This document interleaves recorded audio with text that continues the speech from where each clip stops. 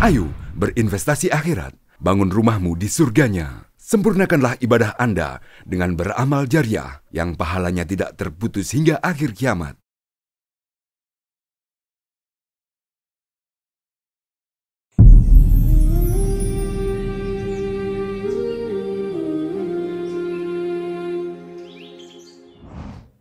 Assalamualaikum warahmatullahi wabarakatuh. Waalaikumsalam. Pemirsa channel YouTube Masjid Raya Al-Akbar Sorong yang kami hormati, alhamdulillah di kesempatan hari ini kita jumpa lagi dan kita bertemu dengan salah satu anak adat dari Tidore yang paham tentang sejarah Papua. Nah, ini asik kita bincang. Assalamualaikum Pak. Biasa saya sapa Pak Udin. Assalamualaikum. Waalaikumsalam. Ya, alhamdulillah. Sehat-sehat Pak Udin? Alhamdulillah. Sebelum kita lanjut Pak Udin, saya ingin sampaikan pemirsa, jangan lupa ini untuk menghidupkan channel kita ini, jangan lupa like, share, and subscribe. Bagaimana supaya hidup dan bisa berkembang insya Allah channel kita. Dan jangan lupa siapkan infak terbaik pemirsa sekalian untuk kelanjutan pembangunan Masjid Agung Al-Akbar Sorong. Yang saat ini kita lagi fokus di pengembangan kubah. Kubah kita insya Allah dalam 1 bulan ke depan akan kita mulai sudah proses loading di Surabaya. Dan nanti insya Allah dalam beberapa pekan ke depan akan datang ke Sorong insya Allah. Baik, pemirsa dan Pak Udin, Masya Allah. Ini kita terima kasih banyak nih sudah berkenan hadir di studio channel YouTube Masjid Raya Al-Akbar Sorong. Terima kasih banyak. Pak Udin asli Tidore ya? Saya asli Tidore. Tidore. Saya punya bapak dengan mama Tidore asli. Tidore asli. Ya. Nah ini kalau bicara Tidore ini kan kental dengan Papua. Ya, mungkin jelas. sedikit tentang perkembangan Tidore dan Papua itu hubungannya dari mana mulai Pak Udin? Kalau secara global yang Pak Udin ingat yang pernah disampaikan oleh leluhur tetua adat di Tidore barangkali? Memang Tidore dengan Papua ini sangat erat hubungannya. Erat hubungannya. Sangat bukti. Itu bukti pertama itu di Tidore itu ada satu kampung. Itu namanya Kampung Bobo. Itu semua orang Papua. Oh, Kampung Bobo. Ya. Ada satu kampung Ya. di Tidore semua saudara-saudara Papua. Papua. Oh, begitu. Itu zaman dulu. Dari dulu sampai sekarang ada? Dan sekarang masih ada. Sampai sekarang masih ada. Mereka punya kampus ini. Malah mereka sudah tambah besar, tambah luas. Oh, tambah luas. Karena bergenerasi. Ya, terus ekonominya mereka juga cukup lumayan, Pak. Oh. Punya kekuatan ekonomi Itu sudah dari bagus. itu sudah turun temurun di Timur. Tidore. Iya, sudah itu. Itu artinya itu cikal bakar bahwa hubungan Papua dan Tidore mulai dari situ. Ya, dari situ. Tapi sejarahnya sampai mereka bisa ada di Tidore itu gimana? Ya, dulu kan Kesultanan Tidore itu kan dia ke Papua. Nah, dia ke Papua waktu itu kan dia tidak bicara masalah agama. Oh, begitu. Tapi dia bicara masalah pemerintahan. Pemerintahan. Nah, jadi kalau pada saat itu orang Tidore ini Mau jajah? Orang Papua ini semua mungkin Muslim, Pak. Betul. Begitu. Tapi kan dia tidak ke situ. Tidak begitu karena memang Tidak dasar begitu. Islam itu la ikrah fid din, tidak ada paksaan. Jadi kita tidak seperti begitu. Akhirnya karena berkembang hubungan baik, akhirnya mereka kan keluar masuk. Nah, akhirnya kan pada waktu itu kan ya Sultan Tidore itu dengan punya itu kan ada bawa orangnya ke sana. Oh, setelah kemudian mengembangkan ekspansi ke Papua dalam rangka pengembangan bagaimana melihat masyarakat Papua, kemudian itu ada sebagian dibawa ke Tidore. Ya, karena mungkin mengikuti Tidore. Ya, karena hubungan baiknya itu. Ya, mereka ikutlah ke Tidore. Itu. Sampai bikin kampung di Tidore. Kampung di Tidore di sebelah di Toloa itu kan di sebelah itu kan Mumbobo namanya. Itu kan mereka semua itu. Mereka semua Itu orang Papua semua itu. Oh ya Allah. Satu kampung sampai sekarang itu berkembang kampung itu tambah orangnya mungkin sudah puluhan ribu ada itu. Itu sampai mereka berkembang sampai ke Halmahera bikin kebun segala macam. Punya kebun cengkeh, punya harta sudah cukup. Jadi artinya intinya bahwa hubungan erat antara Papua dan Tidore itu tidak bisa dipungkiri. Bisa. Dan itu sejarah. Tidak bisa dipisahkan sudah itu. Saya dengar sampai Sultan perintahkan siapa? Otto dan Geser dia. Yang bawa agama itu. Ya, dulu itu Otto dan Geser itu. Dia kan tujuannya itu ke Tidore. Ya. Untuk siarkan agamanya di Tidore. Oh, begitu. Tidore waktu itu. Dia tidak tahu ini Kesultanan Tidore ini. Tapi Tidore waktu itu kan sudah punya agama. Iya. Sehingga beliau itu katakan kita ke atas. Bahasa ke atas ini kan ke Papua. Sultan bilang begitu. Sultan bilang begitu. Masya Allah, itu pikiran luar biasa dari Sultan ya. Aja. Artinya kalau memang Islam itu apa ini radikal. Itu Pasti. Papua semua Islam. Yes, iya. Islam. Dan mungkin tidak dibawa juga ke Papua. Iya. Dan orang Papua tidak kenal Kristen. Iya. Nasrani. Tidak tahu tentang Alkitab. Iya. Akhirnya Sultan putuskan ke atas. Ya sudah. Dan mereka katanya kan diantar juga Pak. Akhirnya Sultan juga antar. Antarnya Sampai ke Papua itu. Sultan perintahkan orang untuk antar pakai perahu kura-kura. Begitu. Dua itu. Iya, dua itu, Oto dan Gasel itu. Nah, akhirnya mereka sampai ke Mensinem itu. Oh, begitu sejarahnya. Sejarahnya begitu. Berarti masuknya agama Nasrani oleh Oto dan Gasel itu adalah bagian dari partisipasi orang Muslim. Kesultanan Tidore yang memang notabene adalah Muslim. Iya, begitu. Dan ini sejarah penting, Masya Allah. Bisa dirubah, Pak. Tidak bisa dipungkiri. Itu kita tentang sedikit gambaran. Nah, kalau Pak Udin sekarang kan selaku, kalau tidak salah ketua. Ya, saya sekarang kepala suku Tidore. Tidore Bersatu. Ya, Tidore Bersatu. Untuk ke Sorong nih. Iya. Untuk Sorong, Masya Allah. Nah, sampai diberikan amanah. Kalau saya itu amanah kan Pak Udin toh. Ya. Nah, kalau seandainya kita urut lagi, Pak Udin mulai cikal bakal ke Papua? Saya ini ke Papua itu tahun 2080-an ke atas. 80-an. 2080? Ya. Kok 1980? 1980 ya, sorry maaf 1980. Nah, kenapa saya tertarik ke sini? Ya. Karena dulu saya punya tete itu kan sebelumnya sebenarnya sudah di sini. Oh, sudah di sini. Keturunan sebelum. Terus tapi dia kembali ke sana kan datang ya karena baru waktu saya ke sini saya pamit beliau. Saya mau ke Papua, lain Sorong. Tahun 1980-an. 80-an ya. Terus beliau bilang begini, kamu pergi itu kita punya orang semua itu. Oh begitu. Ya sama aja. Dan saya orang tua itu sudah meninggalnya di Mekah. Jadi meninggal di Mekah. Ya. Ini saya dengar Pak Udin mau berangkat haji nih. Iya, insya Allah. Tahun ini. Iya, tahun ini. Iya, kalau Allah panjangkan umur insya Allah. Ya, tapi artinya ini kan ikut jejak orang tua. Iya. Ya, mudah-mudahan sehat-sehat di sana. Iya, insya Allah. Tapi kalau Allah takdirkan meninggal juga, alhamdulillah. Iya, alhamdulillah. Di mana saja kan. Tapi kita tidak doa meninggal tidak Pak Udin. Tahun 80-an itu. Lalu Pak Udin berniat untuk pamit sama kakek. Tapi kakek saya ngomongnya, silakan pergi ke atas. Di atas itu kita punya orang semua. Oh. Ya karena mungkin mereka sudah tahu kan sejarahnya. Iya, tahu sejarah. Akhirnya putusan laki ke Papua. Ke Papua. Ya, untuk sini. Itu mulai start? Ya, datang di sini startnya ya mulai kerja. Dari Sorong atau dari mana? Dari Sorong. Langsung di Sorong? Oh, langsung di Sorong.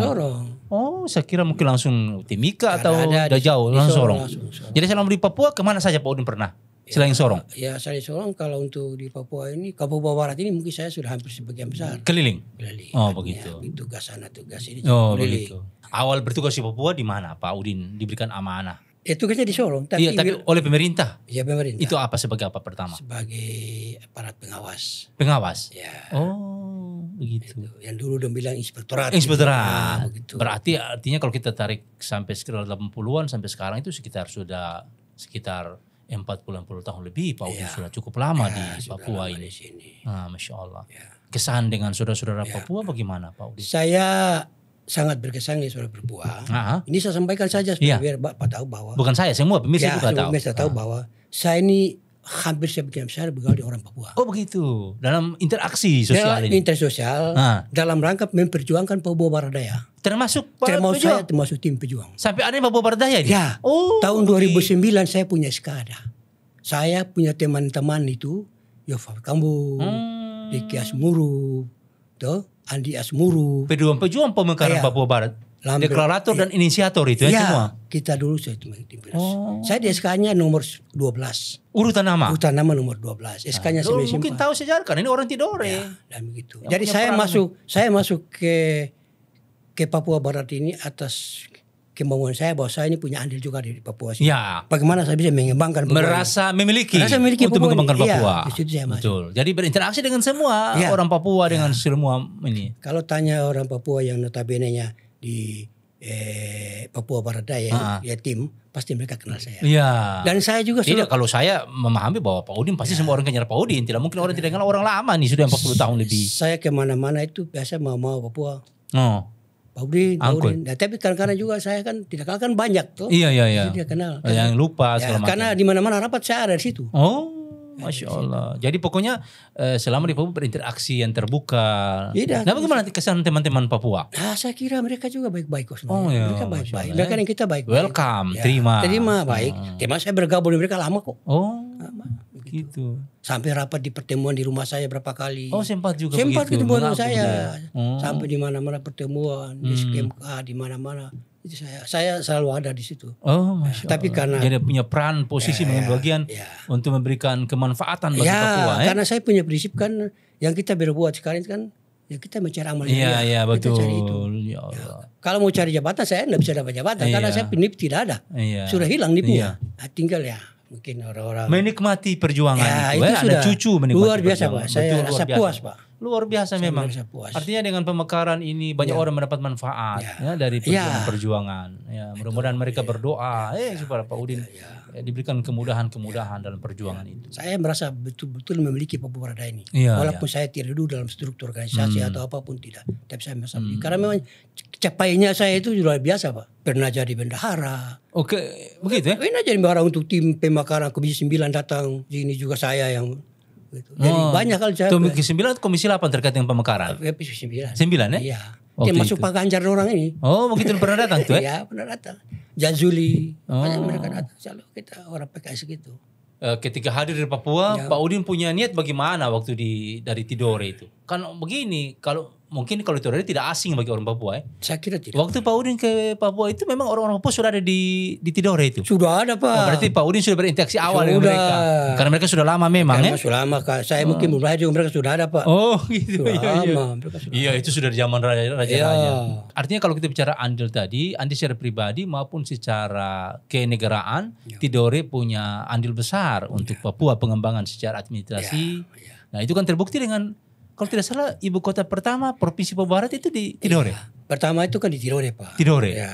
Provinsi Irian Barat. Irian Barat itu namanya. Irian Barat di Tidore. Itu setelah PPRA ya? Atau bagaimana tuh? Penetapan Saya sudah lupa itu PPRA atau belum ya. setelah bergabung ke NKRI kemudian penetapan menjadi provinsi itu langsung ditetapkan pindahnya ke Tidore. Pindahnya dari Tidore dulu baru kemudian pindahkannya ke Jayapura. Tapi pertama di Tidore. Ya, Tidore. Ibu kota. Ibu kota.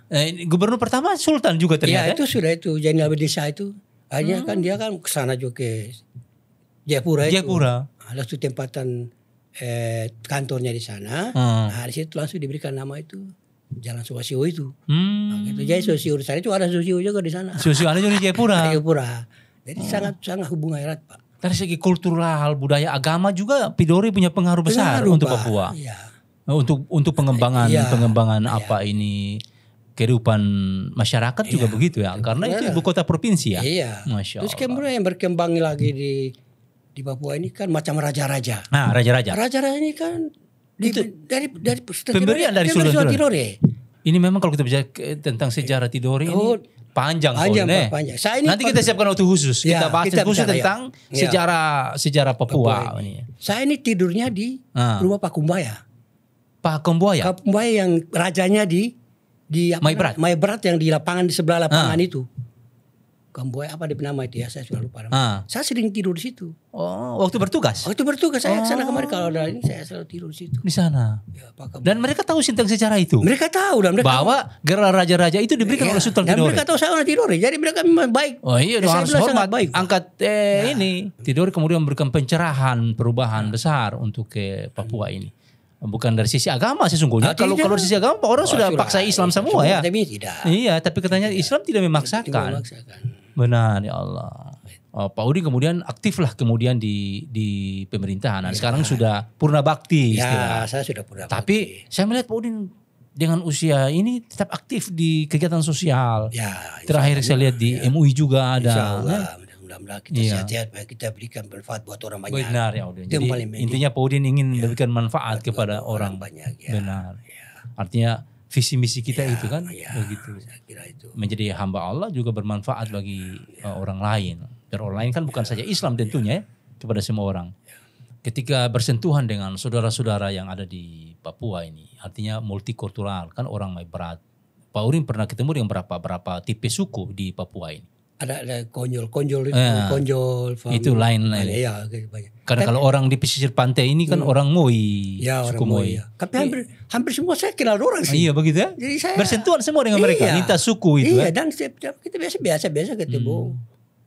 Jadi Iya. Saya kenapa sampai saya pensiun saya tidak mau pulang kampung? Iya. Kenapa? Karena saya sudah menyatu dengan merasa mereka juga milik saya. Iya. Itu sudah teman-teman yang sudah begitu. Artinya banyak orang yang berpikir kalau pensiun pulang kampung saja. Tapi saya tidak. Saya sudah di keluarga sini. Malah dong datang orang ini mama punya mama biang di Tirore. Saya nggak tahu, saya bingung loh mau biang di Tirore ini. Oh begitu kan? Mereka ngomong begitu. Insyaallah. Itulah memang kalau kita bisa berbuat yang terbaik menjadi kenangan ya. Karena kalau pepatah mengatakan manusia mati meninggalkan nama. Ya, Masya Allah. Kita mau atau tidak mau kan kita ini sementara semua kita ini camat Pak Udin ya. Calon mati kan. Iya. Menunggu giliran kita ini. Ya. Memang Pak Udin niat untuk mengabdikan, mendedikasikan diri ya. Makanya memang aktif di paguyuban. Kalau di keluarga Ikatan Keluarga Tirore Bersatu. Tidak Bersatu. Ya. Nah, siapanya ini kalau programnya apa saja Pak? Saya punya program itu banyak sebenarnya. Itu yang pertama itu kan. Ya niat saya pertama untuk mengambil tugas sebagai kepala suku. Nah, itu pertama itu kan saya cuma ikhlas dengan amal jariah. Ya, itu dua yang saya ingin mengabdi lah. Ya ingin mengabdi. Ya. Jadi saya tugas itu dulu. Ada kegiatan-kegiatan, banyak saya lari ke kegiatan sosial, sunatan masal. Oke, ya. Itu memberikan manfaat kepada sunatan masal. Terus kemudian lagi kalau hari besar Muslim saya buat. Iya. Selama tinggal waktu kurang lebih 2 tahun lebih 3 tahun itu jalan. Tapi sekarang ini saya belum bisa jalan karena saya persiapkan diri untuk berangkat juga jadi. Saya mau cari ketenangan dulu. Oh begitu. Supaya jangan ini dulu. Semoga Allah lancarkan ya sampai berangkat sampai pulang sehat ya, Masya Allah. Ya Allah Akbar. Nah program-program di sosial itu tapi kalau visi besar keluarga bagaimana? Ini kan lembaga seperti paguyuban Ikatan Keluarga. Iya. Ini kan pasti banyak masalah ini ya. Pasti Pak. 1000 orang 1000 punya pemikiran. Iya. Kita berbuat belum itu internal, belum lagi dari luar ya. Dari luar begitu.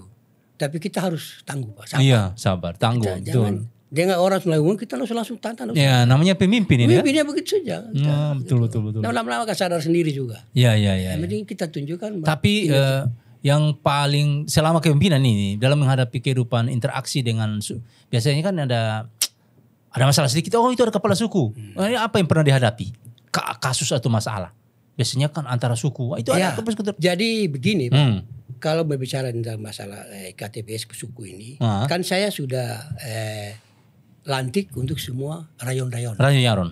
Jadi kami Tirore di sini punya 9 rayon. Oh ada 9 rayon. Jadi semua kegiatan yang menyangkut kalau masalah-masalah itu kan saya langsung sampaikan kepada ketua rayon. Kalau mamanya orang apa yang diambil masalah, kita panggil ketua rayon. Nanti kalau belum apa baru ketua. Betul. Itu tahapan. Jangan langsung jangan. Misalnya rayon Ome. Ya. Oke, begini dulu masalah Ome dulu. Kalau tidak mampu baru naik ke atas ya. Jangan langsung. Artinya ini proses juga pendidikan kepada yang lain toh. Kan secara struktur jadi struktur, kan tinggal betul. Termasuk di wilayah pemuda juga ada pembinaan pemuda. Pemuda juga ada, kita punya pemuda juga. Ada pemuda Tidore juga. Ada pemuda Tidore. Iya, artinya ini juga generasi muda perlukan ahli generasi. Mereka perlu disiapkan. Mereka perlu disiapkan, Pak. Tapi dari 7 rayon itu aktif. 9 itu aktif bertemu. Ada pertemuan rutin. Itu biasa kita kemarin itu terus ini cara-cara lagi mungkin bulan-bulan akhir bulan kita ketemu lagi. Ketemu lagi. Mungkin bulan ya silaturahmi itu masih ketemu lagi. Ketua kita ketemu lagi.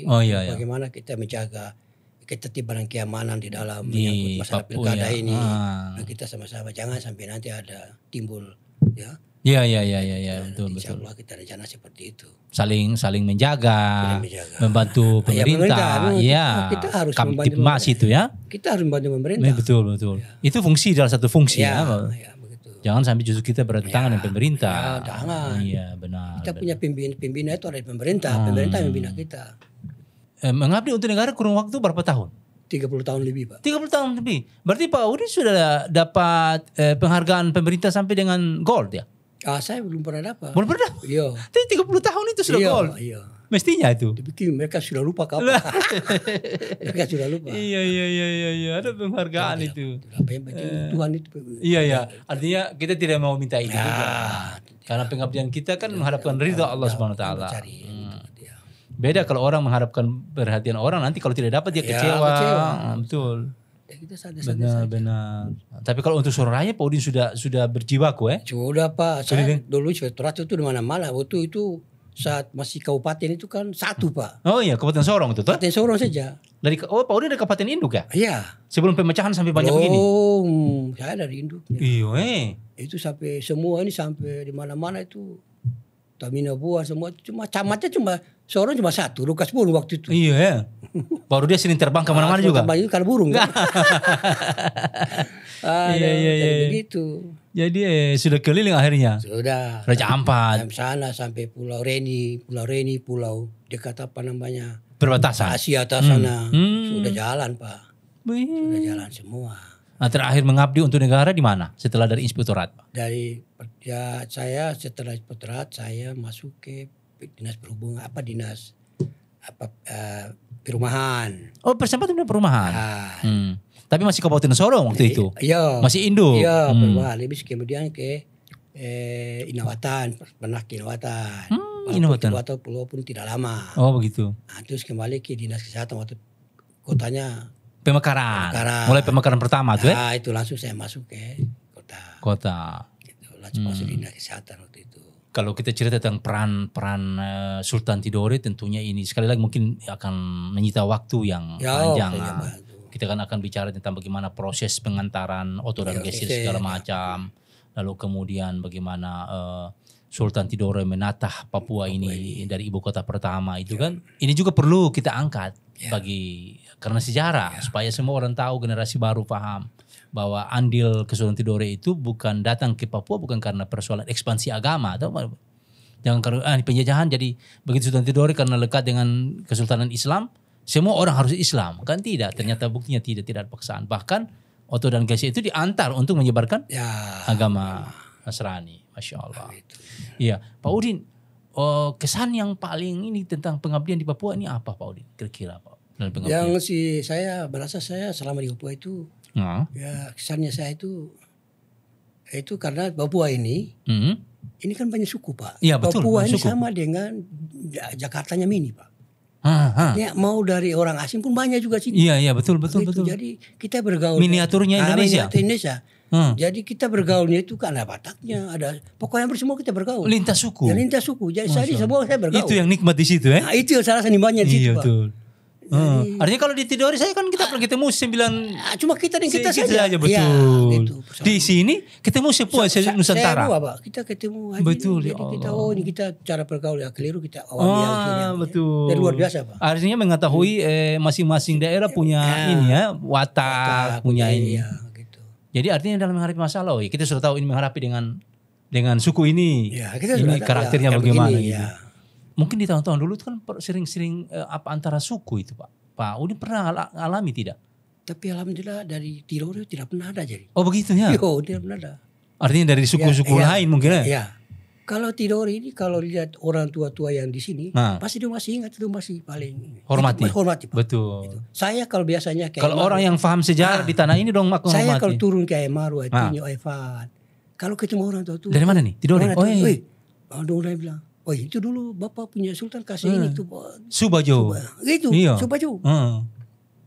Luar biasa Pak. Iya. Nah, tapi mungkin yang baru-barunya mungkin sudah. Itu karena sejarah kita yang tidak diangkat di publishing ke umum. Perlu angkat. Nanti insya Allah Pak Udin kita akan siapkan satu space waktu. Kita coba diskusi lebih bertajam terkait dengan sejarah itu. Sehingga kita bisa mengangkat bahwa memang banyak partisipasi Kesultanan Tidore bagi pengembangan Papua ini. Jadi bukan dari sisi agama tapi dari sisi kepemerintahan, pengembangan Papua menjadi lebih baik tentunya. Jadi saya sebagai kepala suku saya memang punya konsep Pak. Konsep apa yang konsep saya ke depan itu bagaimana saya membuat seminar hubungan antara Papua dan Tidore. Oh ada keinginan gitu? Saya punya keinginan seperti itu. Ini supaya bagaimana itu orang generasi muda Papua ini mereka tahu. Paham dan tahu bahwa orang Tidore itu juga bagian dari kita. Oh berarti kita harus siapkan. Kalau gitu nanti tunggu mudah-mudahan Allah berikan kesehatan kekuatan kembali dari haji sudah Pak ya? Gitu. memang yang bikin harus dari suku Tidore. Karena yang punya sejarah, tidak orang lain. Maksudnya supaya kita saling mengingatkan. Napak tilas jejak sejarah. Ya. Kesultanan Tidore di Papua. Masya Allah. Supaya orang tahu bahwa Tidore ini bukan kembar sini, bukan kemusiara. Tidak. Betul Pak. Tidak. Menjelaskan bahwa bukan karena infansi agama. Tidak. Kalau Sultan Tidore paksakan orang harus beragama, semua orang sini semua Muslim. Terus buktinya sekarang orang Papua banyak di Tidore sana. Di Halmahera banyak orang Papua. Banyak. Ada Sukawi di sana, sudah beranak di sana, sudah begini. Beranak pinang di sana. Sudah, atas sudah banyak. Malah mereka lebih hebat dari orang Tidore. Itu artinya bagaimana kearifan Kesultanan Tidore dalam melihat Papua dari sisi perbaikan itu ya. Apakah perbaikan dari sisi pembangunan maupun sisi moral. Kalau tidak kan pasti akan berantakan semua ini. Jadi insya Allah saya lihat. Ada punya niat itu. Niat itu. Terus kemudian lagi kalau saya melihat Papua dan Tidore ini, kita lihat kemarin dari kerusuhan Mali yang beberapa tahun kemarin. Itu orang Tidore di bawah itu dilindungi, orang Papua semua dilindungi Pak. Kita orang Tidore dilindungi, orang Papua yang tinggal Tidore semua dilindungi. Tidak aman tidak kalau Korea sama Tidore karena itu mereka sudah menyatu jadi bagian daripada Tidore. Jadi itu begitu. Jadi mudah-mudahan hal-hal begini juga berlaku juga di Papua. Harus begitu. Artinya juga harus kita saling sharing lah dengan lintas suku. Ini loh budaya kita, sejarah kita. Memang perlu kita akan dukung insya Allah. Kita bantu untuk bagaimana ini bisa terus berkembang dan berjalan sehingga sejarah ini mendunia bumi. Karena kita tidak tahu kalau tidak diangkat ini nanti generasi tua hilang Pak, habis. Sebagai intervensi yang lain masuk. Intervensi kepentingan. Itu kan lain. Generasi bawah kalau tidak paham ini kan dia bisa belokkan sejarah. Sudah. Lupa sejarah. Padahal kita diingatkan itu jas merah. Jangan sekali-kali lupa sejarah Pak Udin Masya Allah. Nah, kalau Pak Udin lihat dengan perkembangan di tahun 80-an dengan tahun sekarang ini bagaimana perkembangan Papua Pak? Luar biasa Pak. Luar biasa ya? Perkembangannya luar biasa Pak. Artinya dengan interaksi suku-suku tadi itu. Suku tadi ekonomi juga bagus. Contohnya kita lihat di daerah lain jangan kita tidak usah bicara ke luar. Harga ikan sana sini sih agak lebih murah dibandingkan. Berarti luarnya sini sudah paling bagus Pak, yang maju. Pembangunan juga mungkin saya lihat di Indonesia ini mungkin boleh hebat Pak. Cepat. Masya Allah. Luar biasa Pak. Iya alhamdulillah ya. Artinya dari pengalaman Pak Udin berinteraksi selama berapa kurun waktu 40 tahun ini sudah ada di Papua ini, Masya Allah. Kira-kira menurut Pak Udin apa prinsip-prinsipnya sehingga bisa kita tenang, tidak terjadi ini? Bagaimana prinsip kehidupan? Kalau saya filosofi kehidupan ini. Itu apabila kita mendengar sesuatu yang isu yang berbicara itu, kita harus renungkan dulu apakah ini kita memang langkah-langkah apa sih yang mendekat itu nanti dampaknya bagaimana. Kita artinya ada perhitungan dulu. Perhitungan ada masalah. Jangan sampai kita kalau bahasa Al-Quran kan inja akum fasikum binabi fatabayyan. Jadi selidiki dulu kebenaran dulu. Nah, ini termasuk antisipasi hoax, berita hoax ya. Jadi kalau ada masalah dengar, kalau memang rasa ini sampaikan orang itu saya dengar begini. Bagaimana? Betul kasih, betul terada ya. Supaya jangan nanti coba curiga parah itu hoax. Betul. Itu yang perlu harus kita jaga itu. Alhamdulillah saya semua ini biar orang bikin apa saya tenang-tenang saja. Senyum saja. Iya. Itu yang bisa mengendalikan teman-teman saudara-saudara dari komunitas Tidore. Nah kalau keluarga Tidore di Sorong Raya kira-kira berapa banyak persentase? Ya kalau Sorong Raya ini sampai banyak juga. Saya tidak itu. Belum sempat di database-nya belum ya? Ini mungkin tugas Pak Udin harus punya database ya? Iya harus begitu. Jumlah keluarga, kalau itu menjauh pemilu juga berapa yang memilih. Itu juga perlu punya data. Kita tahu ini kira-kira bisa dapat satu kursi ke tidak. Itu yang perlu. Iya betul Pak Udin. Jangan sampai banyak baru terhitungan toh. Itu sudah. Benar. Mungkin Pak Udin perlu buat database. Berapa keluarga Tidore ada yang ada di Sorong Raya, di Kota Sorong berapa? Kalau saya itu yang sementara data itu kan di Kota Sorong dulu. Kota Sorong lagi berjalan ini. Itu lagi berjalan. Kita lewat ketua-ketua kerukunan itu. Rayon tadi. Ya kan mereka kan lebih dekat dengan punya masyarakat. Kita ada datanya. Ya. Jumlah kepala keluarga berapa? Anaknya berapa? Ya, itu yang perlu pendataan database. Karena nanti kita masalah ekonominya nanti ada klasifikasi. Kalau Jadi maksudnya ini ini yang sekolah berapa, orang tua mencari apa. Itu penting, Pak. Supaya kita data itu apa tahu siapa yang bisa dibantu. Siapa yang bisa bantu, itu yang paling penting, Pak. Betul. Fungsi daripada ikatan keluarga itu, saling membantu. Melihat, menunjang yang lain, Masya Allah. Jadi saya itu bersyukur sekali. Tapi saya ini kemarin sekarang ada satu unit ya, mobil sosial, mobil kendaraan. Alhamdulillah. Oh begitu. Alhamdulillah kemarin itu waktu kita halal bil halal. Waktu Idul Fitri tahun lalu. Halal bil halal untuk kan biasanya kan halal tahun ini kemarin. Kemarin untuk rayon-rayon tuh. Iya. Kita kan sekarang limpahkan ke rayon-rayon. Artinya cuma camat-camat begitu. Iya.